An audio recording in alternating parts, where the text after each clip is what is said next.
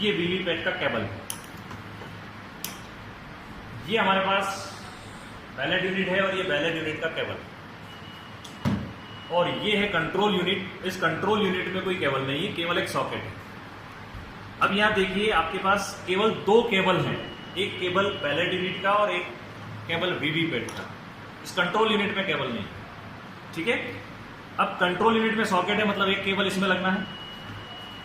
एक सॉकेट आपका है इस वीवीपैट में, यहां आपको लगाना है।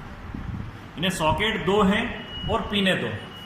अब प्रश्न यह आया कि कौन सा पिन किस सॉकेट में जाएगा। आपको कुछ भी नहीं सोचना है। देखिए ये केबल वीवीपैट में से निकल रहा है, यानी ये पिन वीवीपैट के सॉकेट में तो नहीं लगेगा, इतना तो तय हो गया। जब ये तय है कि ये केबल इस सॉकेट में नहीं जाएगा तो इस केबल को कहां जाना है, बिल्कुल तय हो गया कि ये केबल आपकी किस में कनेक्ट हो जाएगी, इस कंट्रोल यूनिट में। सबसे पहले हम इसको कंट्रोल यूनिट में कनेक्ट कर दें। देखिए कनेक्ट करने का बिल्कुल सिंपल सा तरीका, जैसा मैंने अभी आपको बताया था। रेड को रेड से मिलाइए और ब्लैक को ब्लैक से मिलाकर ऊपर से हल्का सा प्रेस कर दीजिए।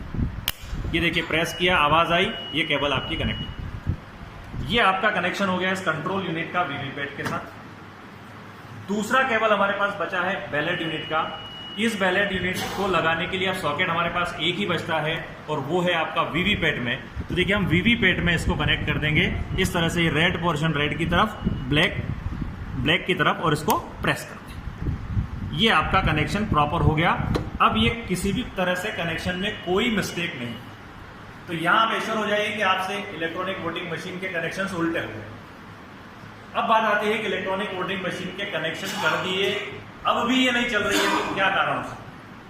केवल उसके तीन कारण हैं। सबसे पहला रीजन तो ये है कि जब आपने यहां पर इस वीवीपैट की केबल को लगाया तो आप यहां इंश्योर कर लें कि इस पिन के ऊपर एक स्लाइडिंग स्विच है।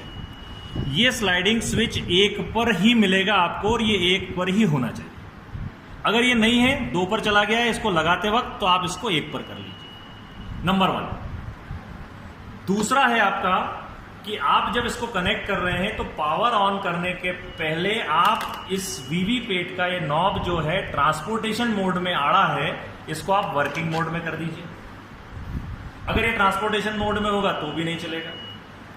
और तीसरी चीज हमारे पास आती है कि इस वैलेट यूनिट का ये जो स्विच है, यहां पर जो ड्रम बिल है, अगर आपके यहां एक वैलेट यूनिट काम में आ रही है तो यहां पर 0 1 होना चाहिए।